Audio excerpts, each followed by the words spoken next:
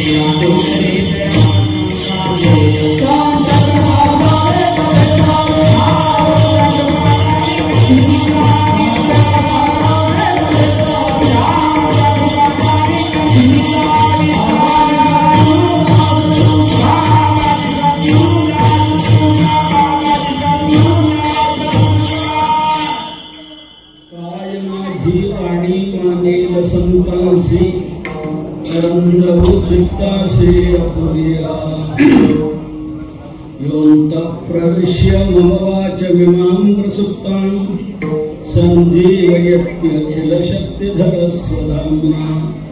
अन्यांश्च हस्तचरण श्रवणत्वगालेन प्राणान् नमो भगवते पुरुषाय तुभ्यं. कलावज्ञ जीवोद्धरार्थावतारं कलाङ्काङ्कतेजोधिकामोदित्रम्. खलानीशवादापनोदार्हदक्षं समाधिस्थं मुक्तिं भजे ज्ञानदेयं. नमो सद्गुरु तुकया ज्ञानदीपा नमो सद्गुरु सच्चिदानंद रूपा नमो सद्गुरु भक्त कल्याण मूर्ति नमो सद्गुरु भास्करा पूर्ण कीर्ति संपाद्य ज्ञानैच विधाय भक्तिं विलोकितो येन समाधिराजः वैराग्यवन्तं सुविचारयुक्तं नमामि जोगं शिरसा गुरुं तम् आत्मरूप गणेश स्मरण सकळ विद्यांचे अधिकरण तेची वंदो श्री चरण श्री गुरुचे ते नमस्कार आता दासा सर्व काळ तेथे सुखाचा कल्लोळ जेथे वसती हरीचे दास पुण्यपिके पापानाश प्रस्तुत सेवे करता घेतलेला अभंग हा संत हृदय सम्राट विश्ववंद्य विश्वसंत विश्वभूषण जगद्गुरु तुकोबाराय यांचा आहे। या अभंगातून जगद्गुरु तुकोबाराय हरीचा जो दास झालेला आहे त्या दासाची सर्व सुखरूपता दाखवून हरीचे दास जिथे वास्तव्य करतात तिथे काय घडतं हे सांगणारा अभंग आज मी सेवेला घेतलेला आहे। आपण फार भाग्यवान आहात की आपल्या तालुक्यातील सर्व मंडळींनी विश्वस्त मंडळाच्या हाकेला प्रतिसाद देऊन हे जे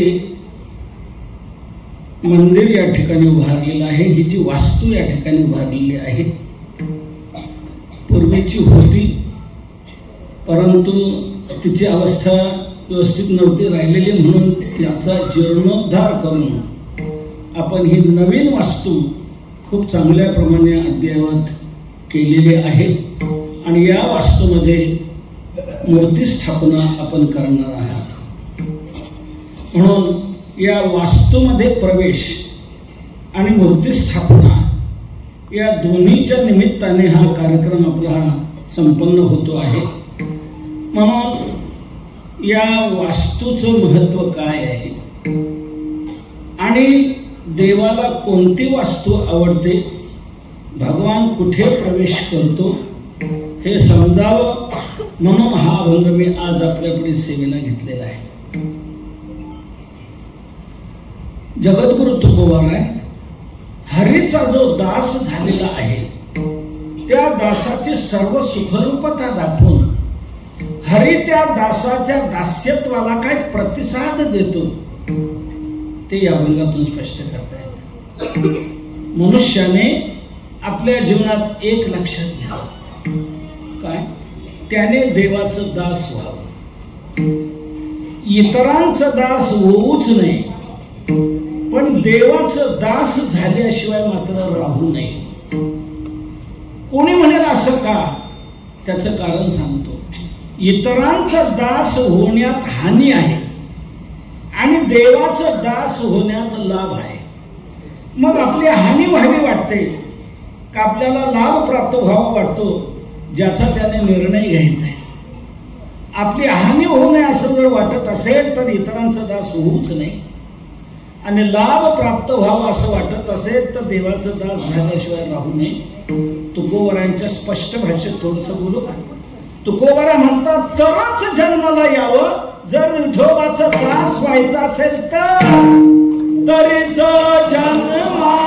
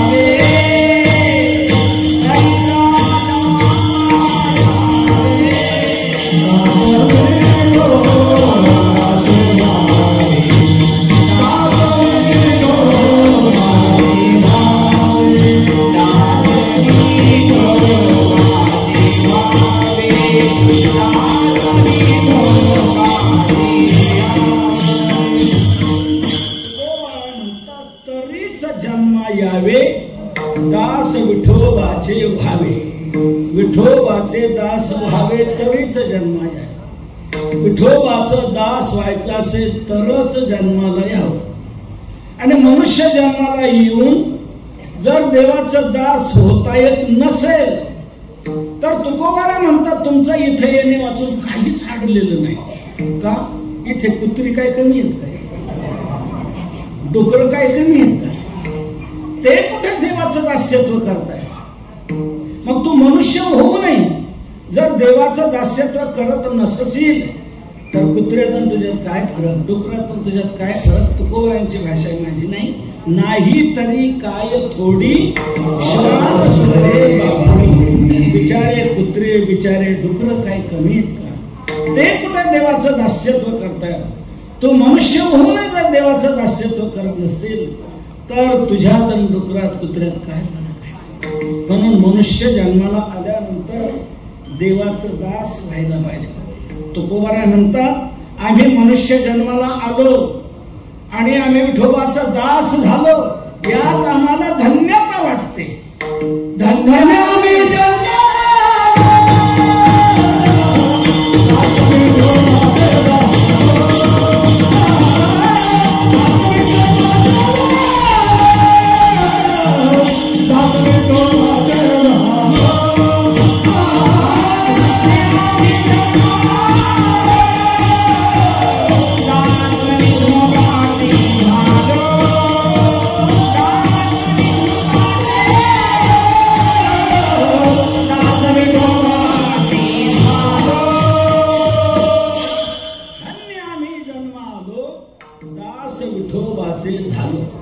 तुकोबारा म्हणतात आम्ही मनुष्य जन्माला आलो आणि विठोबाचं दास झालो यात आम्हाला धन्यता वाटते. म्हणून मनुष्य जन्माला आल्यानंतर देवाचं दास व्हावं. इतरांचं दास होऊ नये. इतरांचं दास होण्यात हानी आहे. मी सांगतो असं नाही, तुकोबाराच म्हणतात.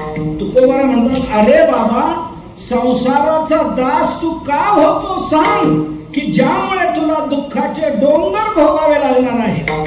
का रे दास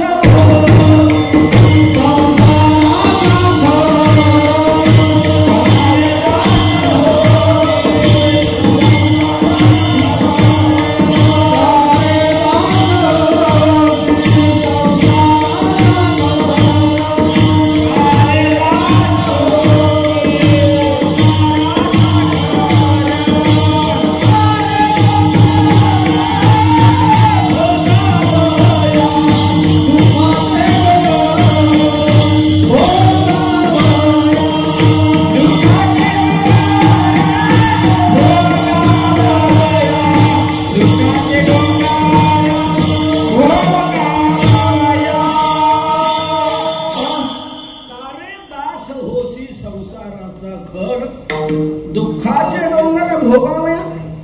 अरे बाबा संसाराचा दास तू का होतो सांग.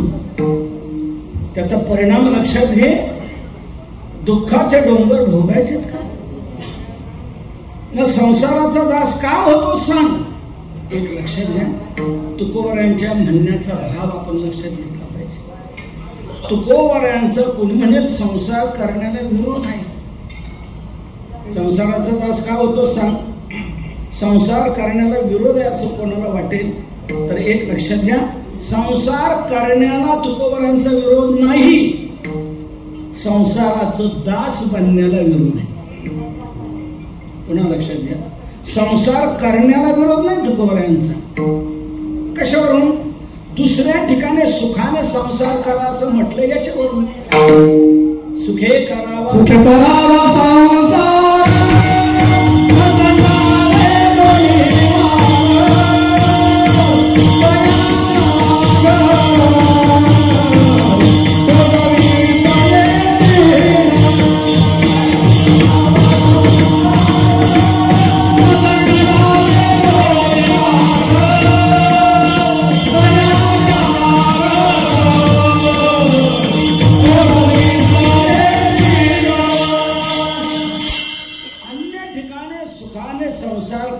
म्हटलेलं आहे. सुखे करावा संसार न संडावे दोन्ही वार दया क्षमा घर चोजवीत येते यावरून तुकोबरांचा संसार करण्याला विरोध नाही. सुखाने संसार करा असं म्हटलेलं आहे. कोणी म्हणेल तुकोबराय गृहस्थाश्रमी होत, ते कसं काय म्हणतील संसार करू नका. पण लक्षात घ्या, तुकोबरायच काय कोणत्याच संतांनी संसार करण्याला विरोध केलेला नाही. एवं ब्रह्मचारी असणाऱ्या ज्ञानोबारांनी देखील संसार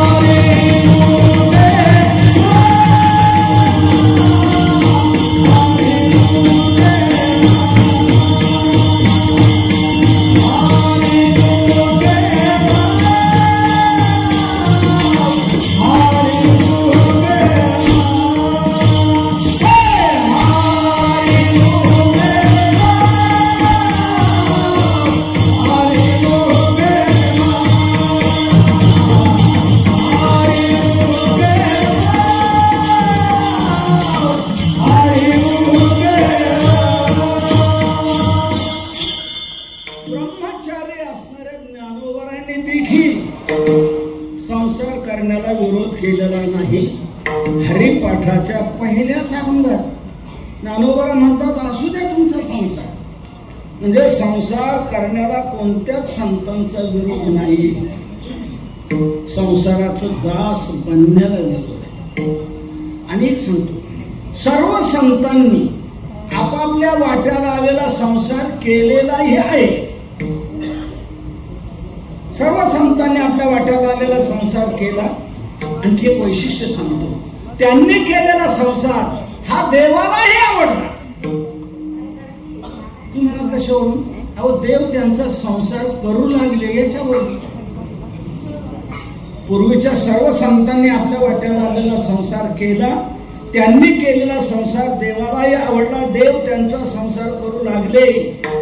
चर्म रंगू लागे कबीराच्या मागे, सजन कसाया माळ्या सावते असं सोनारा सुखे मेळा संगे, आपण काकड्यात म्हणतोच. सर्व संतांनी आपल्या वाट्याला आलेला संसार केला. तो संसार देवालाही आवडला. देव त्यांचा संसार करू लागले. म्हणून माझं एक म्हणणं आहे, आपणही आपला संसार असा करावा की तो देवाला आवडावा. देवाला आवडावा असा आपण आपला संसार केला पाहिजे. पण माफ करा, कोणी राग म्हणू नका बोलण्याचा. त्यांनी केलेला संसार देखील देवाला आवडला. आपण करत असलेला परमार्थही देवाला आवडत असेल की नाही कोण असतो. असं मी का म्हणतो, प्रत्येकाने आपल्या परमार्थाचंही अंतरंगातून चिंतन करा. आपण जो परमार्थ म्हणून करत आहोत, हा करत असलेला परमार्थ देवाला आवडत असेल का, याचे थोडस चिंतन केलं पाहिजे. सिंहावलोकन केलं पाहिजे की आपण जो परमार्थ म्हणून करतो तो देवाला आवडत असेल का. त्यांचा संसारही देवाला आवडला. देव त्यांचा संसार करू लागले. म्हणून संसार करण्याला तुकोबरायांचा विरोध नाही, कोणत्याच संतांचा विरोध नाही. ज्ञानोबरायांचा नाही, मी सांगितलं असोरी संसार आहे. आणखी पुढची भाषा सांगतो ज्ञानोबरायांची. सोडणाऱ्याला तू का संसार सोडतोस, ही भाषा ज्ञानोबरायांची. का सांडीसी गृहाश्रम उपजले कुळीचे धर्म, का सांडीसी. अरे घरदार ओखटे तेजू म्हणसी तरी शरीरायसे जाय.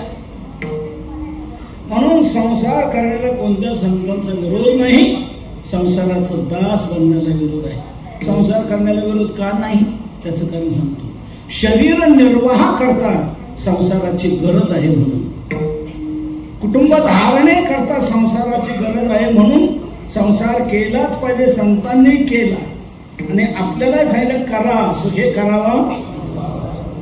शरीर निर्वाह करता त्याची गरज आहे. एक लक्षात घ्या, परमार्थ करा की संसार करा, दोन्ही करण्याकरता शरीर कार्यक्षम पाहिजे की नाही. संसार करायचा म्हटलं शरीर कार्यक्षम पाहिजे की नाही. नांगरट करायची, शरीर कार्यक्षम पाहिजे. उसाला पाणी द्यायचं, शरीर कार्यक्षम पाहिजे. वाबदळ बांधायचं चांगलं, शरीर कार्यक्षम पाहिजे. म्हणजे संसार करण्याकरता शरीर कार्यक्षम पाहिजे. तसंच परमार्थ करण्याकरता शरीर कार्यक्षम पाहिजे. 2 तास उभं राहायचं, शरीर कार्यक्षम पाहिजे, उभं राहू शकलं पाहिजे 2 तास. पायीवारी करायची आहे, पायीवारी करण्याकरता शरीर कार्यक्षम असायला पाहिजे. जागर करायचा, शरीर कार्यक्षम असायला पाहिजे.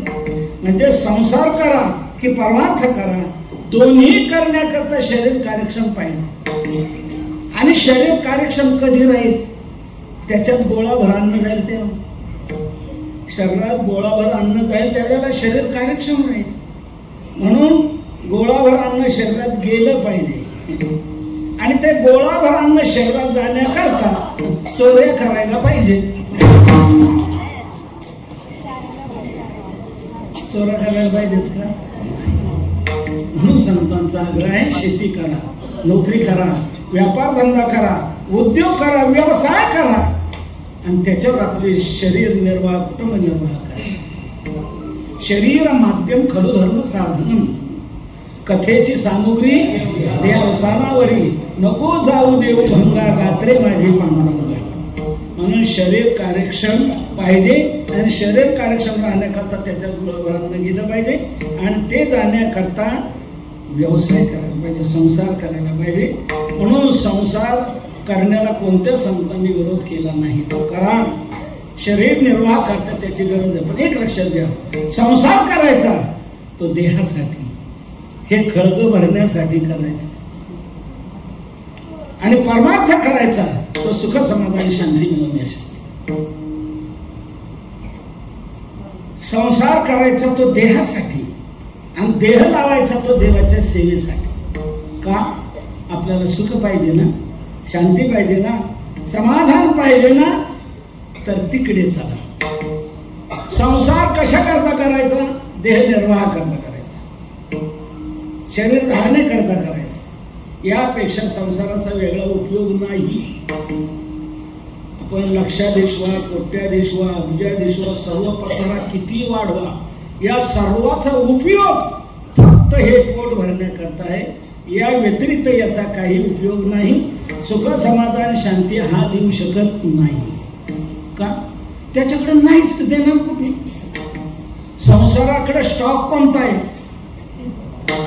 दुःख बांधवडी आहे हा संसार. सुखाचा विचार नाही कुठे. संसार दुःख मूळ चहूकडे इंगळ. संसार सागर उगा भाऊ दुःखाचे मूळ. दुःखाने खचून भरलेला आहे संसार. ज्ञानोबा म्हणतात, बाप दुःखाचे केने सुटले. दुःख दुःख भरलेलं आहे. त्याच्याकडे सुख नाही तर देणार कुठून? त्याच्याकडे आहे ते दुःख. मग तो करायचा कशा करता? शरीर निर्वाह करता. संसार जो करायचा आहे तो शरीर निर्वाह करता, कुटुंब धारणे करता करायचा आहे. आणि सुख समाधान शांती पाहिजे तर मग भक्ती करायची आहे, परमार्थ करायचा आहे, वारी करायची आहे, साधना करायची. म्हणून सुगंधे संतांनी संसार करण्याला विरोध केलेला नाही. संसार देहासाठी करा आणि देह देवाच्या सेवेसाठी करा. म्हणून तुकोबराय म्हणतात, संसाराचा दास का होतो सांग, तो तुला दुःखाचे डोंगर भोगावे लावणार आहे. त्याच्याकडे तोच माल आहे. संसाराकडे माल खर्चून भरलेला आहे तो दुःखाचा, आणि तो तुम्हाला तुमच्या बदल्यात दुःखच देणार आहे. मग तो करायचा कशा करता? याच्यासाठी. आणि मग याच्यातून आपल्याला सुख समाधान शांती जर मिळवायची तर देवाची भक्ती करा. वारी करा, साधना करा, परमार्थ करा, सुख समाधान शांती मिळवण्याकरता इकडे चला. संसार देहासाठी जरूर आहे, पण देह संसारासाठीच नाही, हे लक्षात घ्या. संसार देहासाठी जरूर आहे, देह संसारासाठीच नाही, देह देवाच्या सेवेसाठी आहे. देह समर्पिचे देवा भार काहीच न घ्यावा, होईल आघवा तुका म्हणे आनंद. देह समर्पिचे देवा. संसार देहासाठी करायचा आणि देह देवाच्या सेवेसाठी लावायचा. संसार देहासाठी आहे, देह संसारासाठी नाही. हे लक्षात येण्याकरता साधा दृष्टांत सांगतो, म्हणजे झटकन लक्षात बसेल. संसार देहासाठी आहे, देह संसारासाठी कसा. मलाही सांगा, टोपी कशासाठी? काय अवघड प्रश्न आहे, सोपा आहे. टोपी कशासाठी? डोक्यासाठी. तुमचं काय मत? डोक्यासाठी. तुमचं सर्वांचं एक मत आहे, टोपी कशासाठी? डोक्यासाठी. कोणाचाच या विधानाला विरोध नाही. सर्वांचं या विधानाला अनुकूलच मत आहे की टोपी कशासाठी? डोक्यासाठी आहे. आणखी पुढचं सांगतो, जे टोपी कधीच घालत नाहीत त्यांचा देखील या विधानाला विरोध नाही. जे टोपी कधीच घालत नाही त्यांचा या विधानाला विरोध नाही, त्यांचा देखील हेच मत आहे की टोपी कशासाठी? डोक्यासाठी. आता माझा पुढचा प्रश्न असा आहे, डोकं कशासाठी? म्हणजे टोपी ठेवण्यासाठी. हास्यास्पद वाटलं की नाही? टोपी डोक्यासाठी जरूर आहे, पण डोकं टोपीसाठीच नाही. डोक्याने काही वेगळं डोकून पाहायचंय त्याच्यासाठी डोकं आहे. केवळ टोपी अडकवण्यासाठी याची रचना नाही. डोक्याने काही वेगळं डोकून पाहायचं, या मनुष्य जन्माचं सार्थक करून घ्यायचंय. संतांचे विचार ते लक्षात घेऊन आपण आपल्या जीवनाची योग्य वाटचाल करायची आहे, त्याच्यासाठी डोकं आहे. टोपी अडकवण्यासाठी नाही. तसं संसार देहासाठी आहे, पण देह संसारासाठीच नाही, देह देवाच्या सेवेसाठी आहे. म्हणून तुकोबरा म्हणतात, संसाराचा दास का होतो सांग, की ज्यामुळे तुला दुःखाचे डोंगर भोगावे लागणार आहे. म्हणून संसार हा देहासाठी करायचा, देह देवाच्या सेवेसाठी करायचा. कोणी असं म्हणेल, संसाराचं दास बनण्यात तुम्ही दुःख सांगता, तसंच देवाचं दास बनण्यात दुःख का नसणार? कारण दास म्हटला की तो पारतंत्र्यात गेला, आणि पारतंत्र्य जिथे आहे तिथे दुःख आहे. शास्त्रीय सिद्धांत आहे, शास्त्रीय सिद्धांत आहे. पारतंत्र्य जिथे आहे तिथे दुःख आहे. श्रीमद भागवतामध्ये 11व्या स्कंदामध्ये देहम पराधीनम असत प्रजांच गाम दुग्धदोहम असतींच भार्याम देहम पराधीनम, या भाष्य करताना नाथ महाराजांच्या मार्मिक ओळी आहे. ज्याचे देह पराधीन तो जीवे जिता सदा दिन, पराधीनासे समाधान नव्हे तान कल्पणती. परमहनी जे माया जाण, जो झाला तिचे अधीन, त्याशी सुखाचे नदीचे स्वप्न, दुःख संपूर्ण समोर सर्वदा. पराधीनाशी सुख आहे म्हणे तो केवळ मूर्ख, सोली व दुःखाचे दुःख अवश्य देख पराधीन. दास म्हटला की तो पराधीन झाला, मालकाच्या अधीन त्याला राहावं. का हो, वारीला आले नाही, काय करतो, सुखराजच मिळाली नाही. खूप विनंती केली, पण मालक म्हणला तुला वाऱ्याच करायचं, मग वाऱ्याच करणं कोणीकडे येऊ बोला. रजाच मिळाले नाही, काय करू. दुःख होतं. दुःख पारतंत्र्यामध्ये दुःख आहे. आणि दास म्हटला की तो पारतंत्र्यात गेला, मालकाच्या अधीन राहावं लागतं. मग देवाचा दास बनला आणि संसाराचा दास बनला, सारखंच आहे ना. दास म्हटला की तो पारतंत्र्यात गेला, आणि पारतंत्र्याची देह दुःख आहे.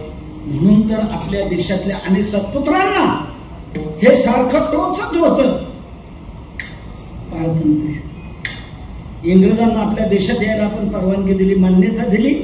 व्यापाराकरता ते आपल्या देशात आले आणि आपले मालक होऊन बसले. आपल्याला त्यांचं गुलाम व्हावं लागलं. 150 वर्ष गुलामगिरी आपण पत्करली. पण हे पारतंत्र्य आपल्या देशातल्या अनेक सत्पुत्रांना टोचत होतं, म्हणून ते गप्प राहिले नाही. त्यांनी स्वातंत्र्याचा लढा दिला. जबरदस्त लढा दिला, प्राण खर्ची घातले. आपले शेजारचे बाबू गेलो माळवले पडवळचे भगतसिंग, राजगुरू यांनी काय केलं? स्वातंत्र्यासाठी प्राणाचं बलिदान केलं. पारतंत्र्य उठले ना, परदेशी मालावर बहिष्कार, मिठाचा सत्याग्रह, चले जाओची घोषणा, अनेक प्रकारे यातून बाहेर पडण्याकरता खूप खूप लढा केला. तेव्हा कुठं 15 ऑगस्ट 1947 हा दिवस उजाडला आणि आपल्याला स्वातंत्र्य प्राप्त झालं. पारतंत्र्याच्या गुलामगिरीतून आपण सुटलो. पण ते स्वातंत्र्य आता टिकवायला पाहिजे, ही जबाबदारी आपली आहे. स्वातंत्र्य टिकवता आलं पाहिजे. त्या स्वातंत्र्यात कोणाचं गुलाम होता कामा नये. स्वातंत्र्यात आपल्याला देवाचं दास म्हणून राहता आलं पाहिजे. धर्मानुष्ठान घडलं पाहिजे, शांती समाधान घडली पाहिजे. याकरता आपण प्रयत्नशील व्हायला पाहिजे की धर्म सांभाळला गेला पाहिजे, तत्व सांभाळली गेली पाहिजे, सेवा उपासना घडू शकली पाहिजे. तुमचे देव देवाऱ्यातले फेकून द्या असं म्हणणार नको सरकार. विठ्ठल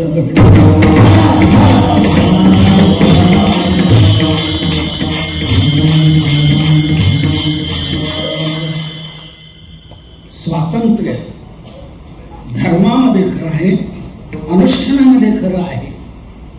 तर ह्या प्रकारे पारतंत्र्य दास म्हटला की पारतंत्र्य गेला, पारतंत्र्य म्हटलं की तू खालो.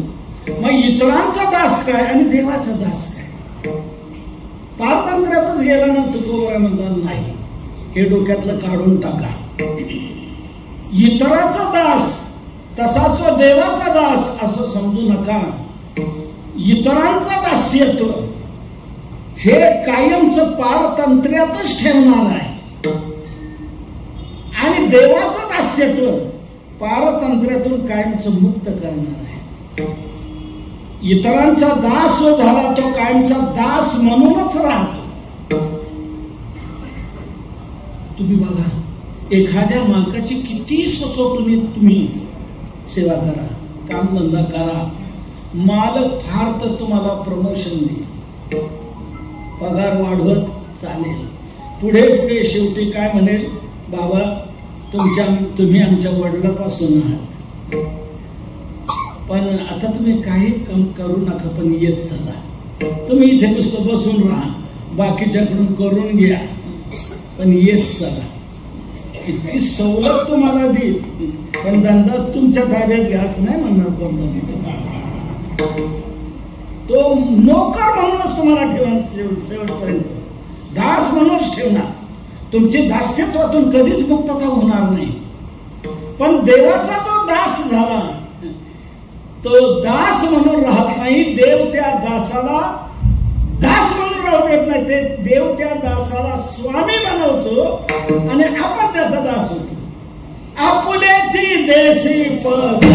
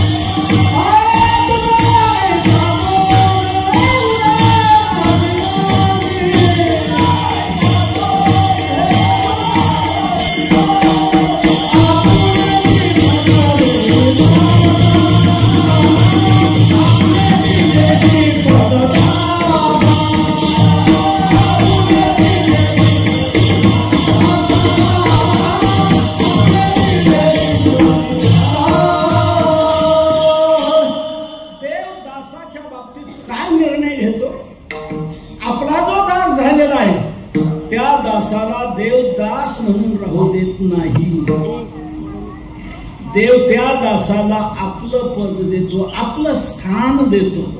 आपुलेची देशी पद दासा, आपुलेची पद दासा देशी. देवा तुझा ऐसा कोण उदाराची राशी, देवा तुझ्या सारखा उदाराचा कोण आहे? उदाराची राशी तू आहेस. तू आपला पद आपल्या दासाला देतो, आपल्या पदावर दासाला आरोहण करतो आणि आणखी पुढे लक्षात घ्या, आपण स्वतः त्याचा दास बनतो. दासाला भगवान स्वामी करतो आणि आपण स्वतः त्याचा दास बनतो. दास्य करी दासाचे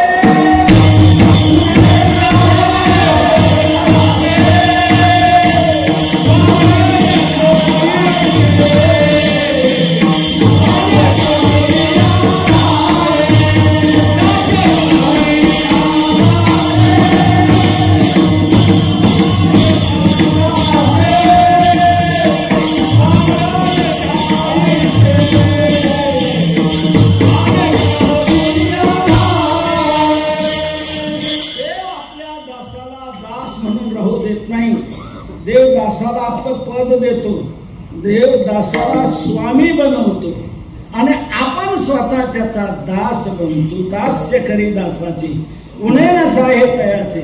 म्हणून दासाची, देवाचा जो दास झालाय त्याची दास्यत्वातून कायमची मुक्तता होऊन नित्य स्वातंत्र्याला तो प्राप्त होत असल्यामुळे तुकोबा म्हणतात, दासाच्या जीवनात दुःखाचा संबंध सुटला, संपला. उलट त्या दासाला तिथे सर्व काळ सुखाचे कल्लोळच्या कल्लोळ प्राप्त होता.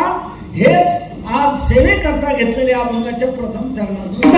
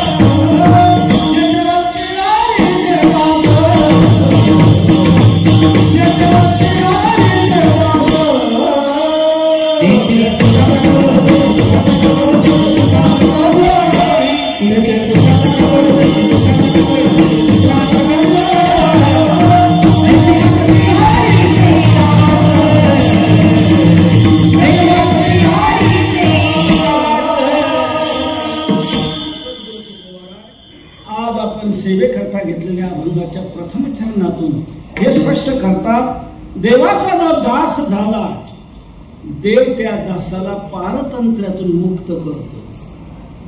देव त्या दासाला दास म्हणून राहू देत नाही, दासाला आपलं पद देतो, दासाला स्वामी बनवतो. आपुलेची देशी पद दासा आणि आपलं पद दासाला देऊन आपण बाजूला वेगळा राहत नाही, त्या दासाचं दास्यत्व स्वतः स्वीकारतो.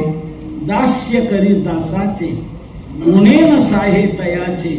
वाढिले ठाईचे भाने टाकून या धावे. म्हणावी म्हणियाला तयाचा दास आपल्या दासाचा. मला एक सांगा, बळी हा देवाचा कोण होता?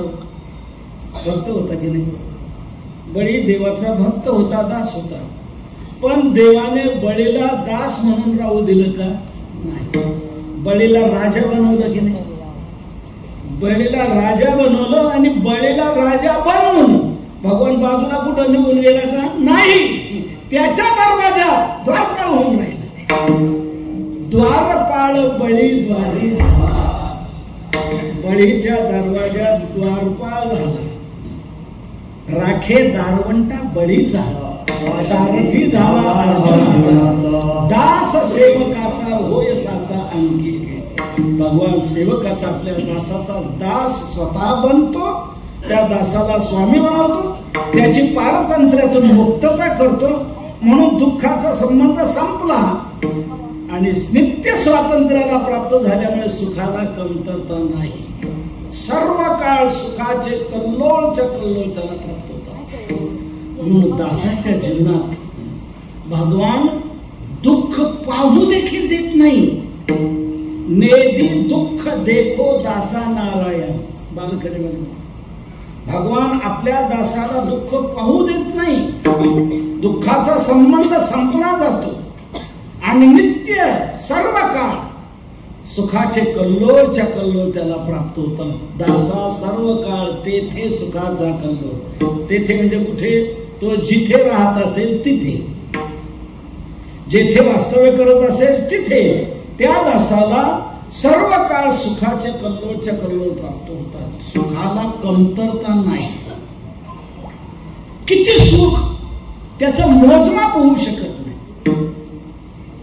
त्या सुखाचं वैशिष्ट्य 3 निकषाने तुकोबारांनी सांगितलेलं आहे. त्या सुखाचा कधी नाश होत नाही. त्या सुखाच्या पलीकडे दुसरं सुख नाही आणि त्या सुखाचं मोजमाप होऊ शकत नाही. तुका म्हणे सुखा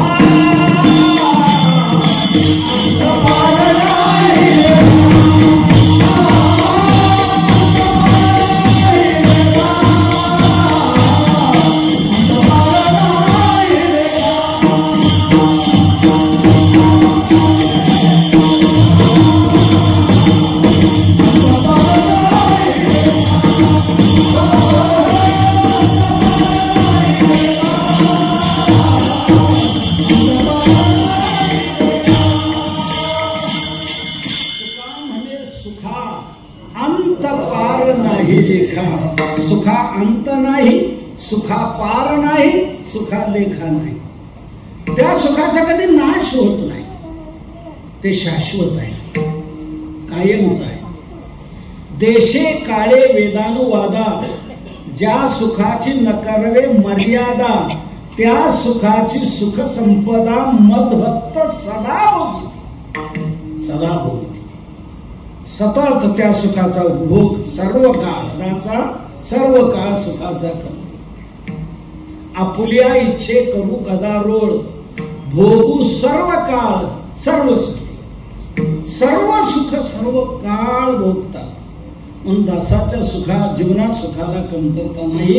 त्या सुखाचा कधी नाश होत नाही. त्या सुखाच्या पलीकडे दुसरं सुख नाही आणि त्या सुखाचं मोजमाप होऊ शकत नाही. इतकं अमर्याद सुख दासाला प्राप्त होत आणि ते क्षणाक्षणाला वाढत वाढत जात. वाढत वाढत जात. मुक्ताच्या जीवनातलं सुख, गुरुजी, मुक्ताच्या जीवनातलं सुख आणि भक्ताच्या जीवनातलं सुख या सुखामध्ये फरक आहे. मुक्ताच्या जीवनातलं सुख जे आहे ते स्थिर स्वरूपाचं आहे. त्याच्यात चढ उतार नाही. पण भक्ताच्या जीवनात जे सुख आहे, दासाच्या जीवनात जे सुख आहे ते कमी तर होत नाहीच. क्षणाक्षणाला वाढत वाढत जात. प्रत्येक क्षण वर्धमान. प्रत्येक क्षणाला ते वाढत वाढत वाढत जाणार आहे. किती वाढत जात, किती वाढत जात. तुकोबारांच्या भाषेत सांगतो, नाटाच्या अभंगात तुकोबारांनी म्हटलेलं आहे की ते नित्य दुप्पट दुप्पट दुप्पट होत जातं. संतांच्या समागमात जे सुख आहे, सुखया संत समागमे नित्य दुनावे तुझिया नामे. दहन होते सकळ कर्मे सर्व काळ प्रेमी बोलत असो म्हणून नाही काही चिंता. कसली चिंता? सुख नेहमी दुप्पट दुप्पट होत जात. नित्य दुनावे नेहमी दुप्पट दुप्पट होत जात. आता नेहमी दुप्पट होत जाणार किती होत असेल काय याचा आपण मोजमाप करू शकणार? नेहमी दुप्पट दुप्पटच होत चालतंय. म्हणून दासाच्या जीवनात जे सुख आहे त्याचं विशेष सुख आहे. त्या सुखाचा नाश होत नाही. ते सुख नित्य शाश्वत असं आहे. तुकोबारा म्हणतात, आमच्या जीवनामध्ये या सुखाला कमतरता नाही. आमच्या जीवनात डोहही आनंदाचा, तरंग आनंदाचे नव्हे. आमचं सगळं अंग आनंदाचंच बनलेलं आहे. आनंदाचे डोही, आनंद तरंग, आनंदाचे आणि आनंदाचे तरंग. इथे तरंग शब्द आहे. आजच्या अभंगामध्ये कल्लोळ शब्द आहे. तिथे सुखाचा कल्लोळ. आणि तुकोबारांनी म्हटलंय तरंग. कल्लोळ म्हणजे लाट, तरंग म्हणजे लाट. आणि लाट जी आपण बऱ्याच जणांनी समुद्र पाहिलेला आहे. धरणाच्या कडेला, थांग जलाशयाच्या कडेला आपण जर थांबलो तर तिथे त्या पाण्यावर लाटा निर्माण होत राहतात. वारा हे काम करतो ना. तरी सागरीच्या पाणी काय तरंगाची हाती खाणी, ते अवांतर करणे वाऱ्याची नव्हे. वारा त्या पाण्याला धक्का देतो आणि त्या धक्क्यातून लाट जन्माला येते. वारा धक्का देतो त्या पाण्याला, धक्क्यातून लाट निर्माण होते. निर्माण होताना ते लहान असते सुरुवातीला, पण ती अशी वाढत वाढत वाढत जाते, डोंगरा एवढी होत जाते. तिकडून दुसरी येते, दोन्हीची टक्कर होते, तिथून तिसरीकडे जाते. सारख्या त्या लाटा उसळत उसळत उसळत राहतात. समुद्राच्या कडेला तर लाटाचा फार कडेलोट आहे. त्या समुद्राच्या लाटेत काही काही वेळेला मोठमोठी जहाज देखील बुडाली जातात. खूप वाढतात कल्लोळ त्या लाटा मोठमोठ्या. तसं दासाच्या जीवनामध्ये सुख इतकं भव्य, इतकं दुप्पट दुप्पट होत जातं की त्याची मर्यादा करू शकत नाही. त्या सुखाचा कधीच नाश होत नाही. मग तया सुखा अंत नाही पार, आनंदे सागर हेलावती हेलावती. इतकं सुख, विषयातलं भोगातलं संसारातलं जे सुख आहे ते सुख सुख म्हणेपर्यंत टिकत नाही. त्या सुखाला नाश आहे.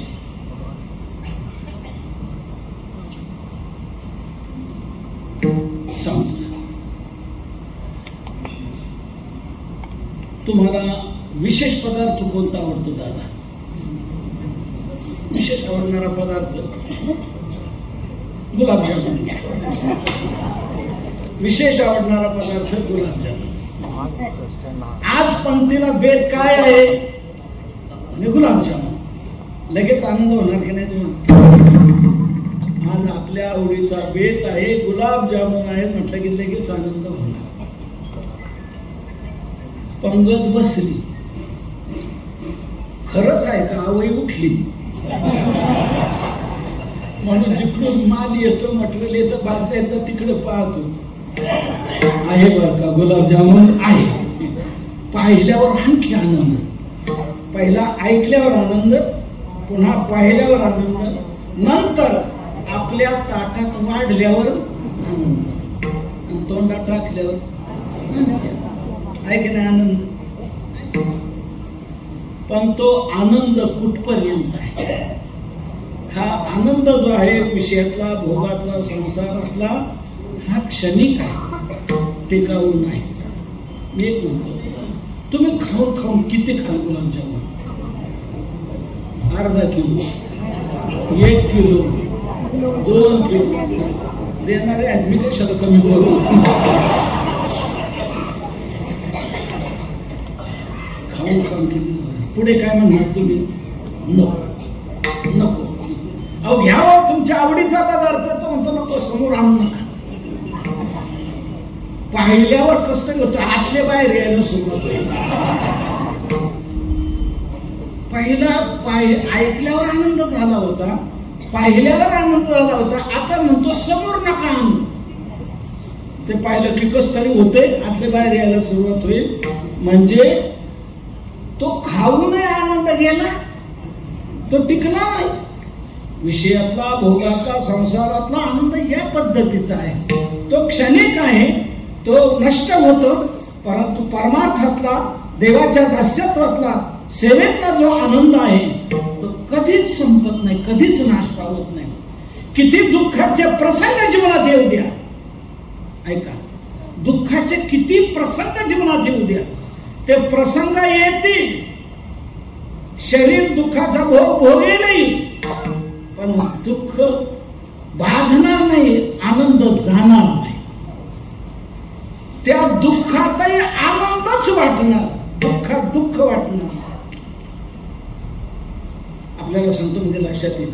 मला एक सांगा, आपला दिवाळा निघाल्यावर आपल्याला काय वाटेल? दुःख वाटेल की? दिवाळा निघाल्यावर दुःख वाटणार, तोंड बाहेर काढू वाटत नाही, 6 महिने अंतरून जळत दुःख वाटत. तुकोबरायांचे दिवाळा निघालं, मग तुकोबरायांना दुःख वाटलं का? उलट तुकोबाराय काय म्हणतात, बरे झाले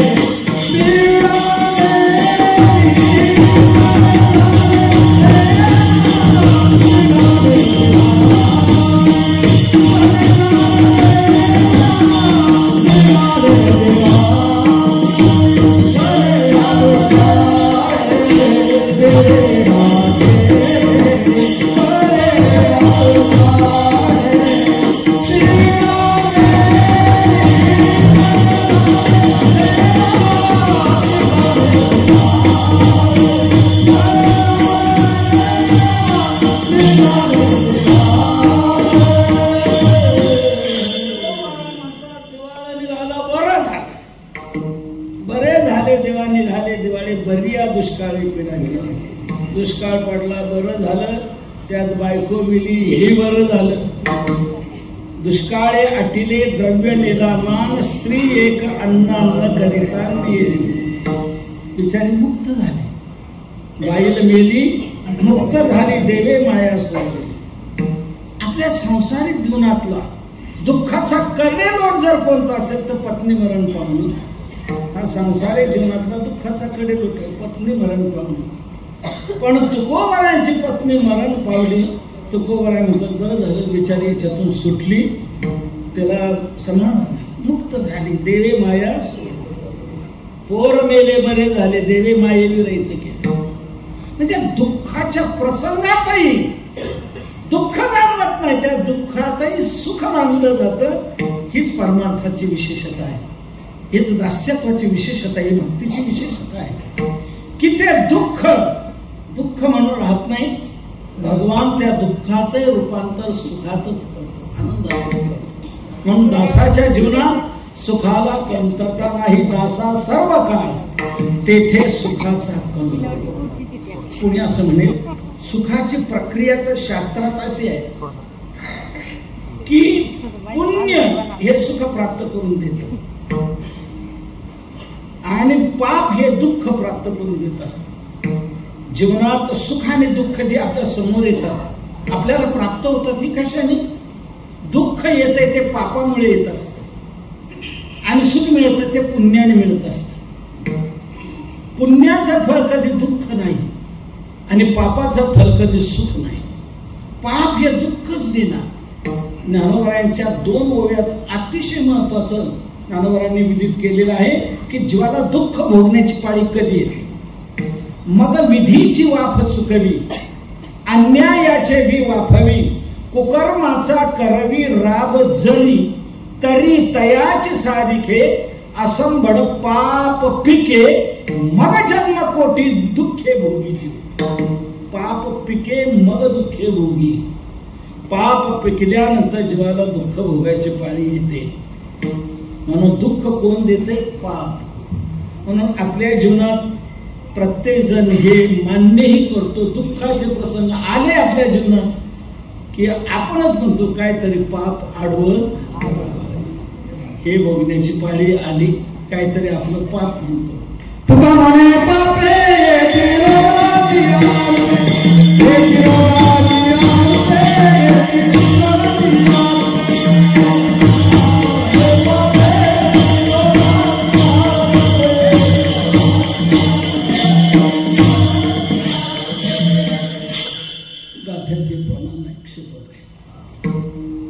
दुःख जे येते हे पापामुळे येते. पाप हे जीवनात दुःख द्यायला येत असत. म्हणून दुःख आलं की आपण म्हणतो काहीतरी पाप आडवं. आणि सुख जे येतं ते पुण्याने येतं. म्हणून सुखाचे प्रसंग आपल्या जीवनात आल्यानंतर आपण हीच प्रतिक्रिया देतो, काहीतरी पुण्याई कामाला नाहीतर 3दा एसटी पलटी होऊन 2000 फूट खोल दरीत जाऊन कोणी जगल का? पण काहीतरी पुण्यवती म्हणून जगलो म्हणतो की नाही. म्हणजे चांगलं काय घडलं की तिथे पुण्याही म्हणतो आणि वाईट काय घडलं का तिथे पाप म्हणतो. म्हणून दुःख येते हे पापामुळे येते आणि सुख मिळते हे पुण्यामुळे मिळते.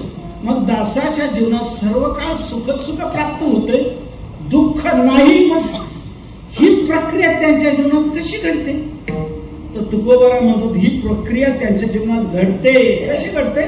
तो जिथे वास्तव्य करतो ना तिथे तो नित्य नामचिंतन करतो, नित्य साधना करत असतो, नित्य भक्ती करत असतो आणि त्याचा परिणाम तिथे पुण्यच पुण्य पिकलं जातं आणि पाप नष्ट होऊन जातं. हेच तुकोबारा अभंगाच्या दुसऱ्या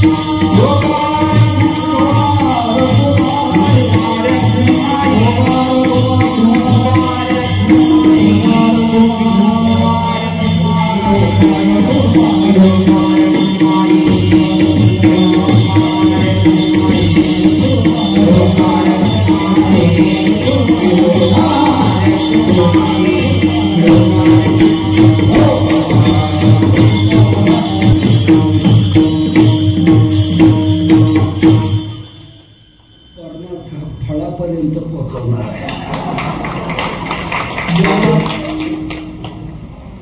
खरी फलश्रुती ही देवाचं दास होण्यामध्ये आहे. म्हणून तुकोबाराय म्हणतात, दासाच्या जीवनात सर्व काळ सुखाचे कल्लोळच्या कल्लोळ प्राप्त होतात. का? तो दास जिथे वास्तव्य करतो तिथे तो नुसता झोपून राहतो का, गप्पा मारत राहतो का? नाही, तिथे तो काकड्यापासून सुरुवात करतो.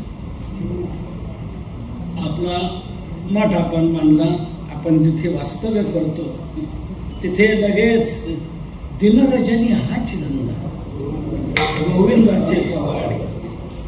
पहाटेपासून सुरुवात काकडा, पुढे भजन, दुपारी नेमाचं भजन, पुन्हा प्रवचन, हरिपाठ, रात्री कीर्तन, पुन्हा जागर. दिनरजनी हाची धंदा, नकळे दिवस की रात्री अखंड भागरीची ज्योती. दास जिथे वास्तव्य करतो त्या वास्तव्यामध्ये त्याचे नित्य साधना चालू असते, नित्य नामचिंतन चालू असतं. आम्हा नामाचे चिंतन रामकृष्ण नारायण तुका म्हणे क्षण खाता जेविता न विसंबू. 8ही प्रहर 12 मास निरंतर नेहमी साधना चालू असते. म्हणून नित्य नामचिंतन जिथे घडतंय तिथे ह्या 2 गोष्टी निश्चित घडतातच. कोणत्या? पुण्यपिके पापानाश. पुण्य तिथे पिकलं जातं आणि पाप नष्ट होऊन जातं. नामचिंतन ही साधना दुहेरी फलदायी साधना आहे. इतर साधना ज्या आहेत त्या साधना दुहेरी फल देणाऱ्या नाहीत. काही साधनं फक्त पुण्य देतात पण पाप घालवत नाही. काही साधना फक्त पाप घालवतात पण पुण्य देत नाही. पण नामचिंतन ही साधना अशी आहे की ती पापही घालवते आणि पुण्यही देते. आपण दान केल्याने, दान करण्यातून आपल्याला पुण्य मिळतं, दानाने पुण्य मिळतं, पण दान आपलं पाप घालवत नाही. शास्त्रात प्रायश्चित्तादी कर्म सांगितलेले, त्या प्रायश्चित्तादी कर्माने आपलं पाप जातं पण प्रायश्चित्त आपल्याला पुण्य देत नाही. प्रायश्चित्त पाप घालवतं पण पुण्य देत नाही. दान पुण्य देतं पण पाप घालवत नाही. पण नामचिंतन हे साधन असं आहे की ते दुहेरी फल देते, पापही नष्ट करून टाकतं आणि पुण्य फाट देते. हरिपाठात ज्ञानोबांनी हा सर्व उल्लेख केलेला आहे. हरि उच्चारणी अनंत पापरासी जातील लयासी तृणाग्नी वेळे समरस झाले. नाम संकीर्तन वैष्णवांची जोडी, पापे अनंत कोडी गेली त्यांची. नाम मंत्र जप कोटी जाईल पाप. किती तुमचा पाप असू द्या, नामस्मरण ते पाप नष्ट करून टाकतो, जाळून भस्मसात करतो. जळतील पापे जन्मांतर, जन्म जन्मांतरातले पाप जळून भस्मसात होतं, पाप नष्ट होऊन जातं आणि पुण्य इतकं अमाप पिकतं की त्याचं मोजमाप कोणी करू शकत नाही. हरिमुखे म्हणा, हरिमुखे म्हणा, पुण्याची गणना मुखाने हरी म्हणा. त्या जे पुण्य होते त्या पुण्याचं मोजमाप कोण करेल? अफाट पुण्य. म्हणून इथे पिके शब्द वापरलाय, पुण्य पिके. काय पीक आलं यावं, काय पीक आलं, फार अफाट आलं. म्हणून नामचिंतनी साधना त्या वास्तविक त्या भूमीमध्ये घडत असते. म्हणून आपण सर्व तालुक्यातील मंडळींनी खूप चांगल्या प्रकारे आपलं योगदान देऊन चांगल्या प्रकारचा जीर्णोद्धार घडवला. अनेकांना राहता येईल, अनेकांना उपासना करता येईल, वारी करता येईल, भक्तीचा आनंद लुटता येईल, या प्रकारचं आपण स्थान भव्य दिव्य असं निर्माण केलं. या वास्तव्यात सतत या भूमीत, सतत या मठामध्ये नामचिंतनाची धुनी हीच कानावर येत असते. जेथे वसती हरीचे दास पुण्य पिके पापानाश. पुण्याफाट पिकलं जातं, पाप नष्ट होऊन जातं आणि पाप नष्ट झाल्यामुळे दुःखाचा संबंध संपला. ज्याच्यामुळे येतं दुःख ते पापच राहिलं नाही, दुःख येईल कसं? कारण संपलं की कार्याची निवृत्ती होते. म्हणून पाप नष्ट झाल्यामुळे दुःख कधीच येत नाही आणि पुण्य अफाट पिकल्यामुळे सुखाला कमतरता नाही. दासा सर्व काळ तेथे सुखाचा कल्लोळ. म्हणून या प्रकारे दासाच्या जीवनात अफाट अमर्याद असं सुख प्राप्त होत असतं. कोणी म्हणेल दुःख पापामुळेच येत असं नाही, काही वेळेला दुःखाला दुसरंही कारण असू शकतं. दुसरा देखील आपल्या दुःखाला कारणीभूत होऊ शकतो. आपण बाजूला बसलोय, डांबरी सडक सोडून बाजूला बसलो, पण तिकडून गाडी आली, ब्रेक फेल झाला, ती आली आपल्यावर, आपण बाजूला झालो, पण पाय सापडला त्याच्या पाय. पाठीमागून मोटरसायकलवाला आला, धडक दिली. म्हणजे दुसराही आपल्या दुःखाला कारणीभूत असू शकतो. केवळ पापाच दुःख देईल असं नाही, दुसऱ्याच्या अपराधाने आपल्याला दुःख भोगण्याची पाळी येते. पण एक लक्षात घ्या, हे इतरांच्या बाबतीत सामान्य नियम आहे. पण देवाचा जो दास झालाय ना, त्या दासाच्या बाबतीत हाही नियम लागू होत नाही. दुसरा कोणीही दासाला दुःख देऊ शकत नाही. दुःख देण्याचा अनेकांनी प्रयत्न केला, परंतु दासाच्या जीवनात दुःख भोगण्याची पाळी आलेली नाही. प्रल्हादाला त्याच्या बापानेच मारण्याचा प्रयत्न केला. सामान्य दुःख नाही, मृत्यूचं दुःख. पण जहान प्रयोग करून एकाही प्रयोगात प्रल्हाद सापडला नाही. भगवंताने रक्षणच केले. कुठल्याही त्या परिणामाची बाधा प्रल्हादावर झालेली नाही. का? दुसरा कोणी दुःख द्यायला आला तर भगवान त्याची काळजी घेतो, परमात्मा त्याची काळजी घेतो. इतकी काळजी घेतो की तो दुसऱ्याला सांगत नाही, मग स्वतः सुदर्शन चक्र घेऊन भक्ताच्या रक्षणाकरता तो सारखा फिरत असतो. हेच तुकोबारा अभंगाच्या 3ऱ्या चरणात सांगतायत.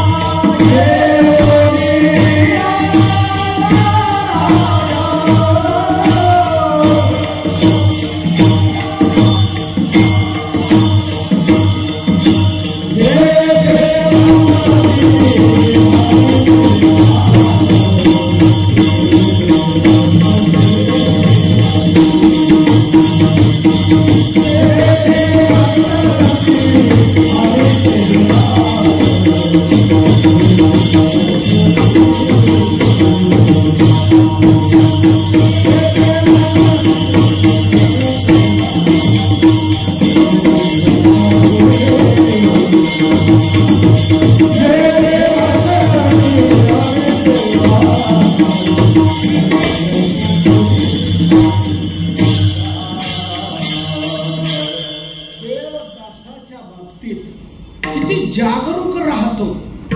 दासाला कुठल्या प्रकारचं दुःख येऊ देत नाही.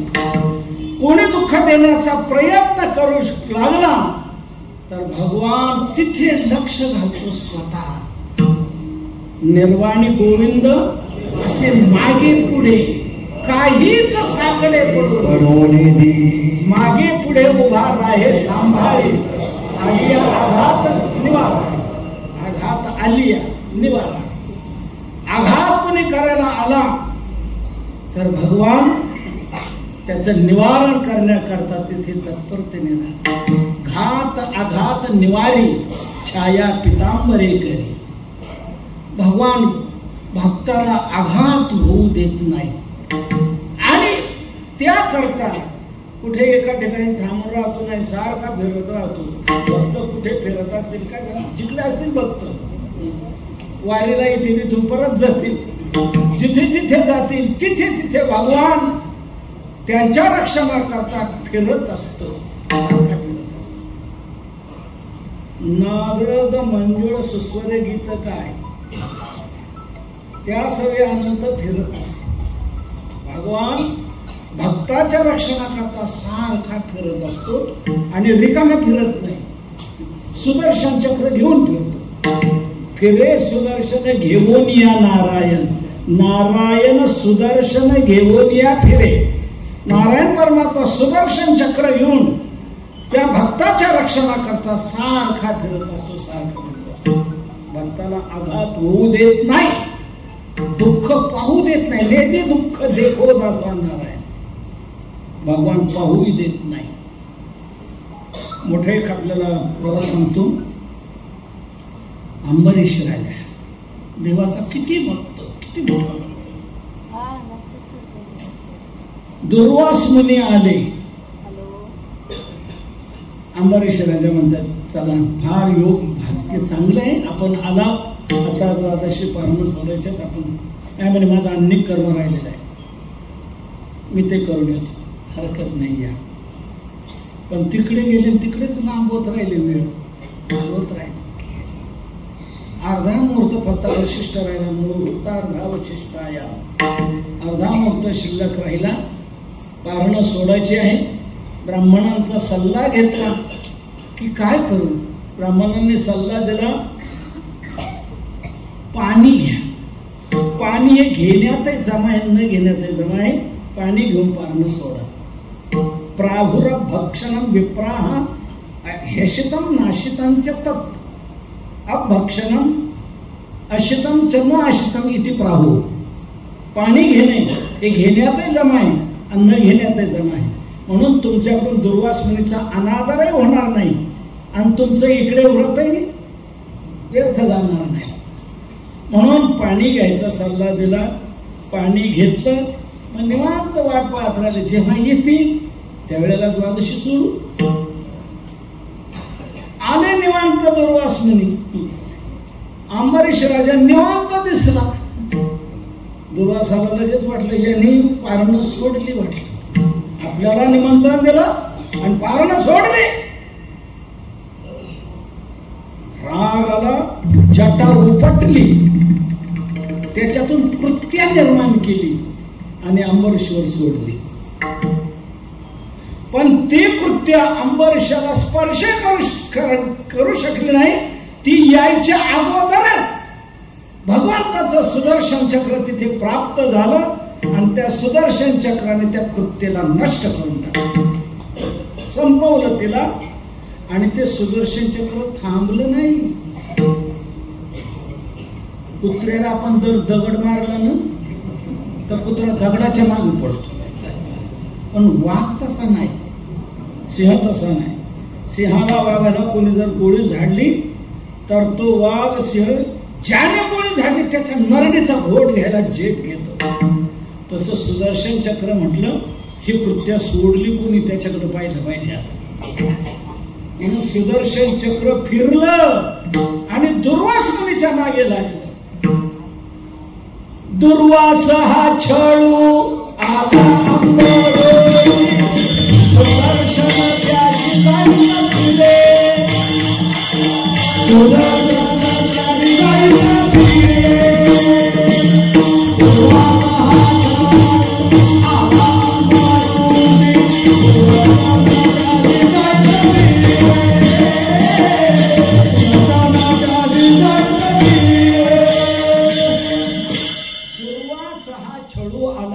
ऋषी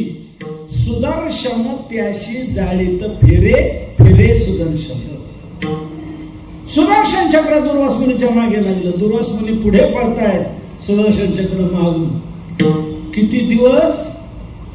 वर्षभर. दुर्वास मुनी पुढे पळतात, सुदर्शन चक्र मागून. वर्षभर पिच्छा सोडला नाही दुर्वास मुनी.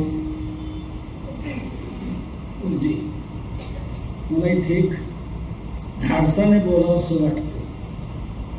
भगवान दासातून ऋषी मुनीची पर्वा करत नाही. ऋषी मुनीची वजाबाकी दासातून भगवान करतो.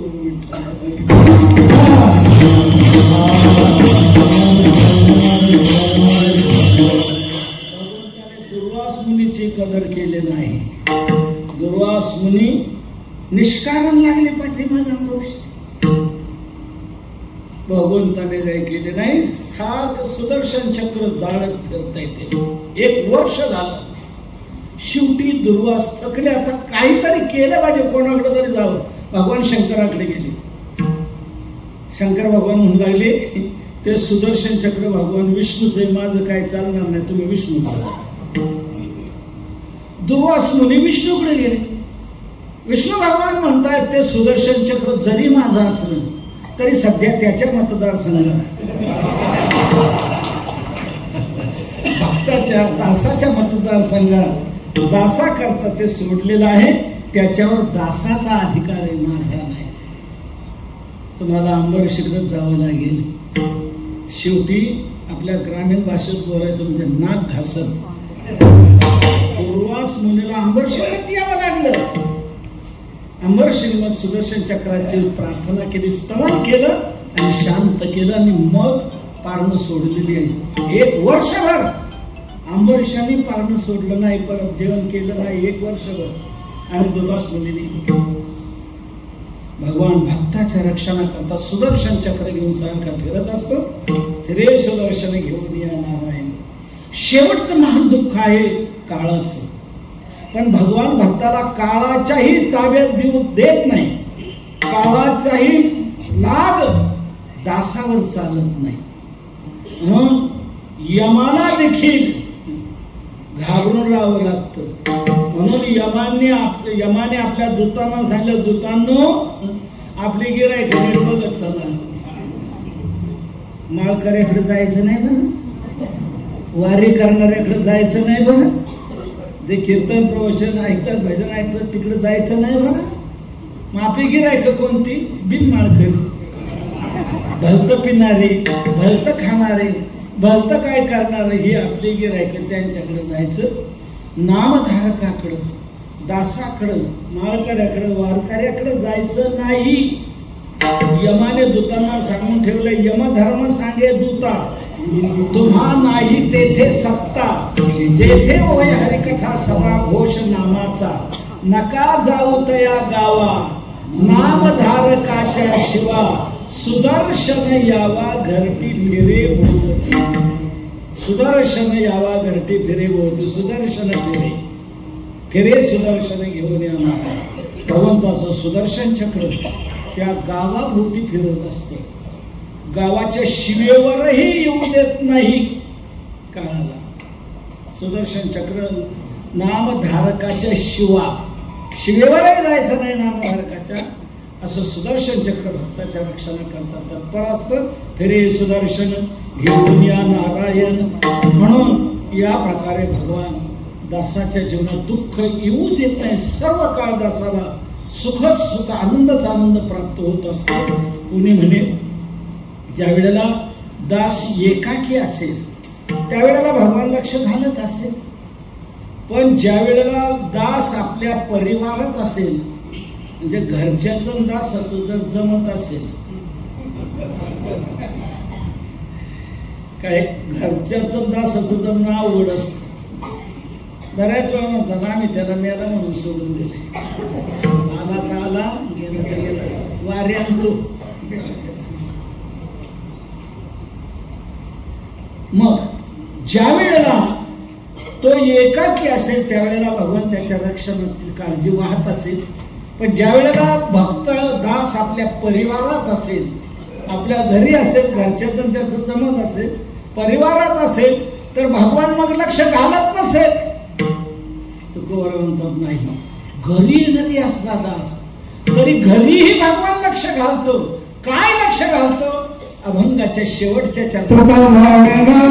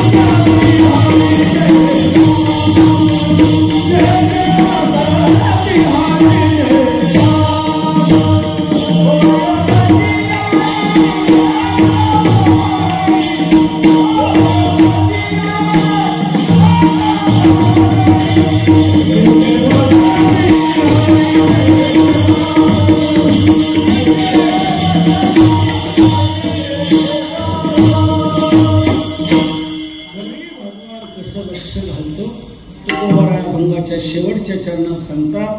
तुका म्हणे घरी होय म्हणियारा कामारी, घरी म्हणियारा कामारी होय. भगवान दासाच्या घरी म्हणेल ते काम करणारा असा सेवक होतो. कामारी म्हणजे काम करणारा. कामाचा अरी तो कामारी असा पदच्छेद करायचा नाही, असा विग्रह करायचा नाही. काम करणारा तो कामारी. पुजारी, पुजारी म्हणजे पूजेचा अरी तो पुजारी काय? पूजा करणारा तो पुजारी. मापारी, मापारी म्हणजे काय? माप करणारा तो मापारी, पूजा करणारा तो पुजारी. तसं काम करणारा तो कामारी. भगवान काम करणारा होतो. भक्ताच्या घरी तो पंक्ती पठण होऊन राहत नाही. भक्ताच्या घरचं कोणतंही पडेल ते काम करण्याकरता भगवान तत्पर असतो. कोणतंही काम करण्याची देवाला लाज वाटत नाही. साधा वया भक्ती काज नाही लाज धरी, तयाचे न कायसे निहे न लजे मी. भगवान म्हणतात त्याचं कोणतंही काम करण्याची मला लाज वाटत नाही. अहो मला एक सांगा, चोखोबरायांची पत्नी सोयराबाई तिच्या बाळंतपणाचं काम देवाने करावं. तर बाळंतपण करणे का देवाचं काम आहे का? पण देव बहीण म्हणले चोखोबरायांची. चोखोबाची बहीण झाला शारंगधर, बहिणी उघडा द्वार हाकामारी. आणि जाऊन बाळंतपणाचं काम 1 महिनाभर केलं देवाने. महिनाभर लाज नाही वाटली. कोणतंही काम करण्याची देवाला लाज वाटत नाही. म्हणेल ते काम करणारा असा तो कामारी बनतो. तुका म्हणे घरी. आता कोणत्या भक्ताच्या घरी देवाने कोणतं काम केलं? वर्षभर कीर्तन चाललं तरी संपणार नाही. दररोज एका भक्ताची कथा लावून द्यायची. कोणत्या भक्ताच्या घरी भगवान गेले कोणतं काम केले? भक्ती विजय नावाचा ग्रंथ आहे. ते भक्त विजय अनेक भक्तांची चरित्रे. दुसरा एक भक्तमाल नावाचा ग्रंथ आहे. त्या भक्तमाल नावाच्या ग्रंथात हजारो भक्तांची चरित्र आलेली. कोणत्या भक्ताच्या घरी भगवान गेलं कोणतं काम केलं हा विषय आहे. तर भक्ताच्या घरी जायचे भगवंतांना वाटत नाही. भक्ताच्या घरी मोठ्या आनंदाने जातो. इतरांच्या घरी जायचा देवाला कंटाळा येतो. मानाने जरी कोणी बोलवलं तरी भगवान त्यांच्या घरी जात नाही. बालक्रीडेत म्हटलेले मानाचा कंटाळा तुका म्हणे त्यासी, धावतो घरासी भाविकांच्या. मानाने बोलवलं तरी त्यांच्या घरी जात नाही. पण भाविक भक्तांच्या घरी मात्र स्वतःहून जातो. दुर्योधन मानाने बोलवत होता देवाला. भगवान म्हणतात मी नाही येणार. नाही गेले दुर्योधनाच्या घरी. कुठे जाणार? दुर्योधनाने सांगितलं अत्याधुनिक सुखसोयीने युक्त असा खास तुझ्या करता बंगला बांधलेला आहे, कृष्णा चाल. अत्याधुनिक सुखसोयी हो. उद्धवाई बरोबर होता. उद्धवाला वाटलं काय काय सोयीत पाहू तरी, म्हणून उद्धव आत शिरला. त्या सुखसोयी पाहतो आहे. उद्धवाला वाटू लागलं तेव्हा निर्णय घ्यावा, थांबावं इथे. दुर्योधन म्हणतो आहे पण देवाला कुठे तिथे राहतोय. देवाने लगेच विदुराला हाक मारण्यात उद्धवाला हाक मारण्याची सुरुवात केली. उद्धवा अरे थांबलास काय, पाहतोस काय, चाल इथे नाही थांबायचं आपल्याला. मग कुठं जायचं. उद्धवजी चला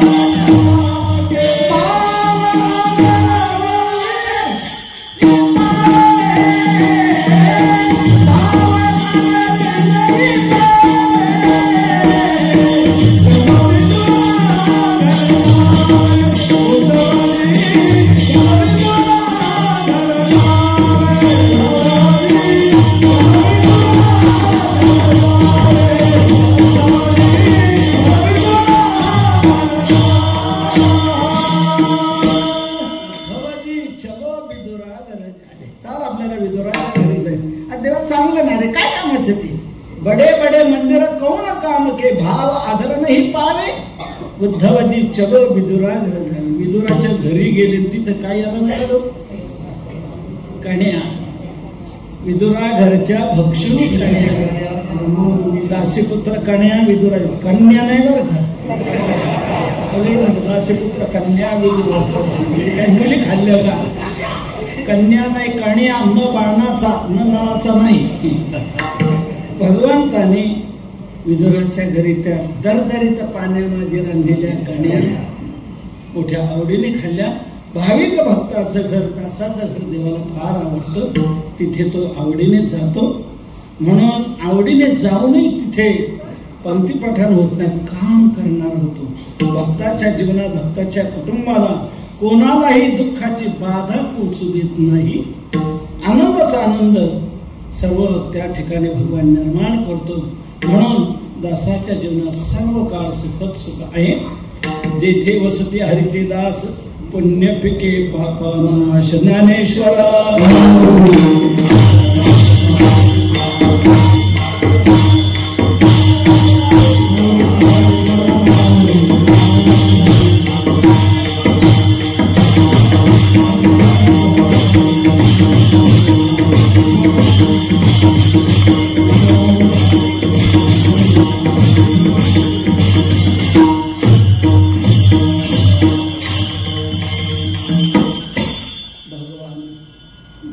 जीवनात कुठलीही उणीव येऊ देत नाही.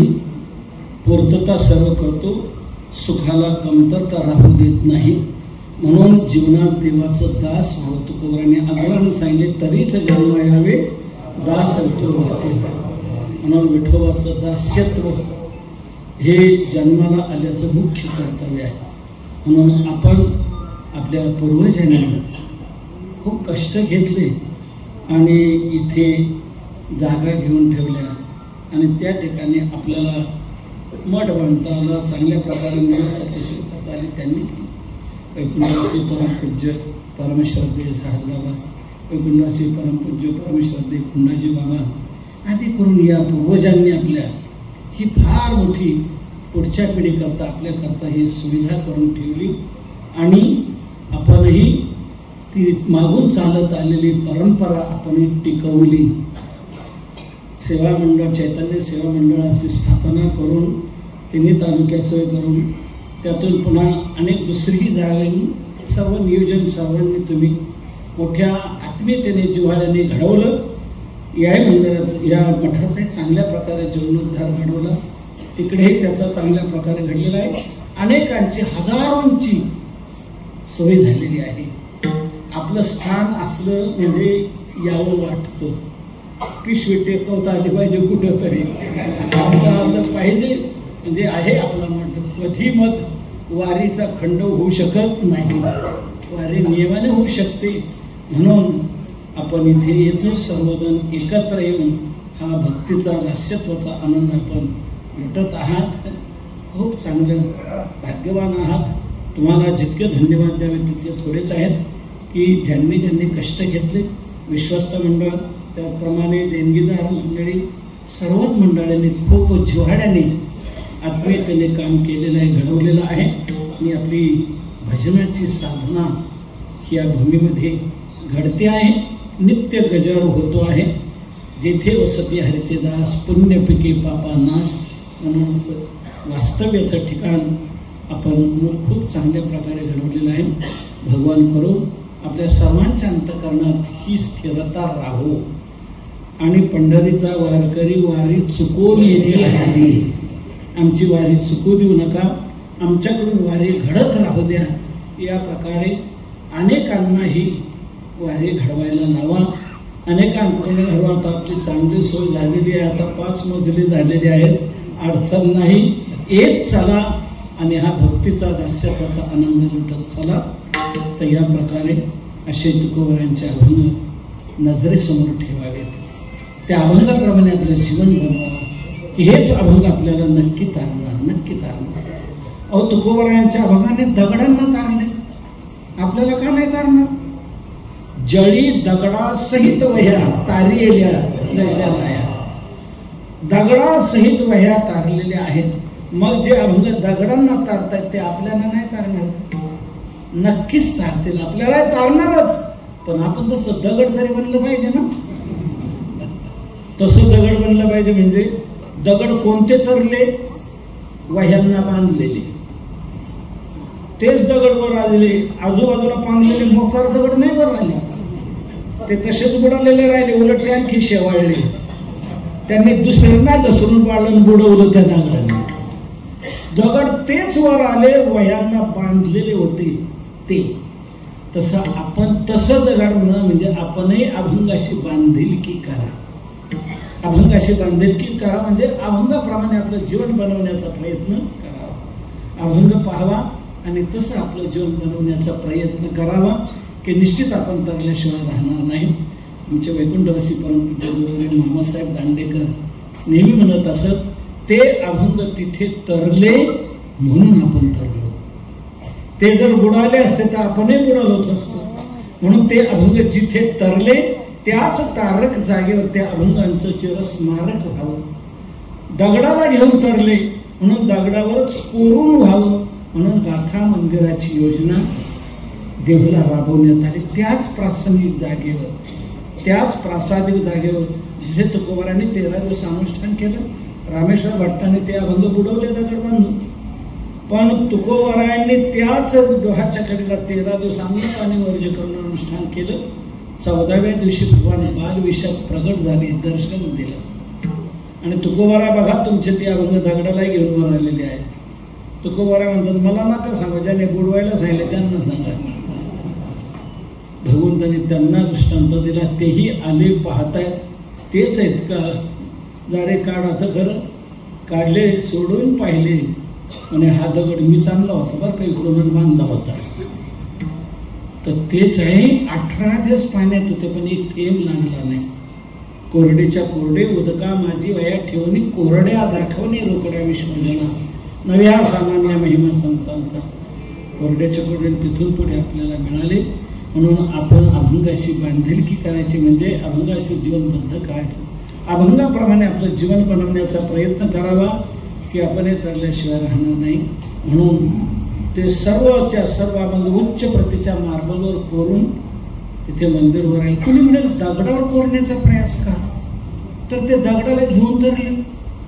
अभंग दगडाला सोडायला तयार नाही. आपण तरी अभंगाची दगडाची ताटातूट का करा? दगडासहित मिळाले म्हणून दगडावरच करून त्याचं चिरस्मारक तिथे उभं राहिलेलं आहे. काशीला मानस मंदिर आहे, अयोध्येला वाल्मिकी रामायण मंदिर आहे आणि आपल्या महाराष्ट्रात एवढा गाथा आपल्या वारकरी संप्रदायाचं एक आगळं वेगळं स्थान निर्माण झालेलं 45 कोटीची कामं तिथे झालेली आहेत. पूर्ण गाथा उच्च प्रतीच्या मार्गाला रूपावून लावला गेलेला आहे. अभंगाच्या भावानुसार काही चित्र तिथे दाखवलेले आहेत. तुकोबारांची त्या मंदिराला साजेशी पंचधातूची भव्य अशी मूर्ती आहे. तिथे भक्त निवास झाले, अन्नपूर्णा सदन झाले. तिथे दर्शनाला आलेल्या भाविकांना रोज जेवण दिलं जाते. दुपारी 12 ते 2 यावेळी दर्शनाला आलेल्या भाविकांना जेवण असतं. 500-700 लोकांचं रोज जेवण असतं. उच्च दर्जाचं मिष्टान्नाचं जेवण असतं. 2012च्या गुढीपाडव्यापासून ही अन्नदान योजना तिथे सुरू केलेली आहे. तसंच तिथे अन्नदान आहे, तसंच आरोग्यदानही आहे. दर बुधवारी आरोग्य चिकित्सा तिथे केली जाते आणि आयुर्वेदिक पद्धतीप्रमाणे मोफत औषधं दिली जातात. दर बुधवारी 300-400 पेशंट दर बुधवारी असतात, त्यांना उपचार केले जातात. खूप चांगला रिझल्ट आहे त्याचा. तसंच गुरुवारी ॲलोपॅथिक पद्धतीप्रमाणे तपासणी केली जाते आणि औषधं दिली जातात. प्रत्येक महिन्याच्या पहिल्या बुधवारी नेत्रचिकित्सा केली जाते आणि ससून हॉस्पिटलचे डॉक्टर येतात. त्यांच्या साहाय्याने एका मोठ्या धनिकाने 20 लाखाची जवळजवळ मशीन दिलेली आहे डोळे तपासण्याची. ते येतात आणि गाथा मंदिराच्या माध्यमातून ते सर्व हे आरोग्याचे काम चालत असतं. चिकित्सा केली जाते आणि मोतीबिंदू वगैरे असेल तर मोफत ऑपरेशन केलं जातं. अशी आरोग्यदानाची तिथे सुविधा आहे. तसंच ज्ञानदानही आहे. अभंग दगडावर करून लावले ते जगाच्या हृदयावर कोरायचे. जगाच्या हृदयावर कोरण्याकरता जगाच्या भाषेत गेलं पाहिजे. म्हणून जगाच्या भाषेत जाण्यासाठी तसा अभ्यास झाला पाहिजे. म्हणून तिथे गुरुकुल पद्धतीने विद्यालयही आपण सुरू केलेलं आहे. सध्या 150 मुलं तिथे शिक्षण घेत आहेत. मुलांची राहण्याची सोय, जेवणाची सोय, शिक्षणाची सोय 4 भाषेत शिक्षण आहे. संस्कृत, इंग्रजी, हिंदी आणि मराठी. संस्कृत इंग्रजी जगभर चालते भाषा. म्हणून त्याप्रमाणे शिक्षण होऊन जे कोणी विजेच्या उत्सवाला आलेले असतील, विजेच्या आदल्या दिवशी तिथे मुलांचं प्रतिभा प्रदर्शन स्वामी गोविंददेव गिरिजी महाराज राम मंदिराचे कोषाध्यक्ष त्यांच्या प्रवचनाच्या काळात तिथे ते सर्व मुलांचे 4ही भाषेत कसे ते बोलतात हे आपण पाहिलेलं असेल. जे कोणी आले नसतील त्यांनी या पहा. 4-5 हजार लोक असतात विजेच्या उत्सवाला. तिथे खूप चांगल्या प्रकारे सर्व घडत असतं. तर या प्रकारे त्यांनी सराव केला तर ते जगभर का जाऊ शकणार नाही. म्हणून तिथे ज्ञानदानाची योजना आहे.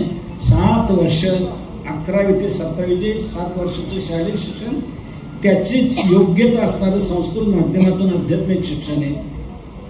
5 वर्षात तो मुलगा शास्त्री होतो की इकडे त्याला BAचा दर्जा आहे. 7 वर्षात तो आचार्य होणार की इकडे त्याला MAचा दर्जा आहे. शासकीय प्रमाणपत्र प्राप्त होत असतं. असे तिथे सर्व सुविधा आहे. कोणी म्हणे मग 7 वर्ष इतकं शिक्षण म्हटलं खर्च तर खूप असेल, फी तर खूप असेल. नर्सरी पासून किती खर्च येतो आम्हाला माहिती आहे. हे तर उच्च शिक्षण खूप खर्च असेल. लक्षात घ्या, 1 नया पैसा नाही. राहणं मोफत, जेवण मोफत, शिक्षण मोफत. मुलांनी फक्त एकच करायचा, अभ्यास करायचा. संतांचे विचार आपल्याला जगापर्यंत पोहोचवायचे हे करायचं. फक्त त्यांनी अभ्यास करणं आणि त्याच्या बाकीच्या गरजा आपण भागवणं असं तिथे विद्यालय चालू आहे. 1 नया पैशाचा खर्च नाहीये.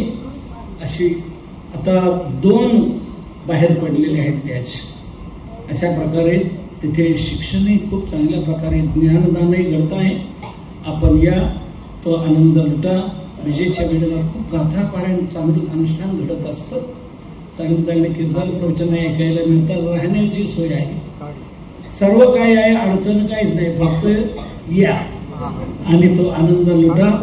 तर या प्रकारे तुकोबारायांचे विचारधन हे आपल्याला जगापर्यंत पोहोचवायचे. त्याकरता ही गुरुकुल पद्धतीने विद्यालयाची योजना पण तिथे अनेक समाजोपयोगी कार्य तिथे घडत आहेत. भगवान करून आपल्या सर्वांच्या अंतःकरणात हे संतांचे विचार आपल्या जीवनात रुजवण्याची भावना निर्माण होऊन आपण सर्वजण या विचाराचे पायीक बनून आनंदाचे सम्राट होत हीच प्रार्थना करून सेवेला विराम देतो. ज्या जगद्गुरु तुकोबारांनी हे प्रबोधन केलं त्यांचं आपण थोडा वेळ भजन करू. आणि सेवेला गेला तुकाराम.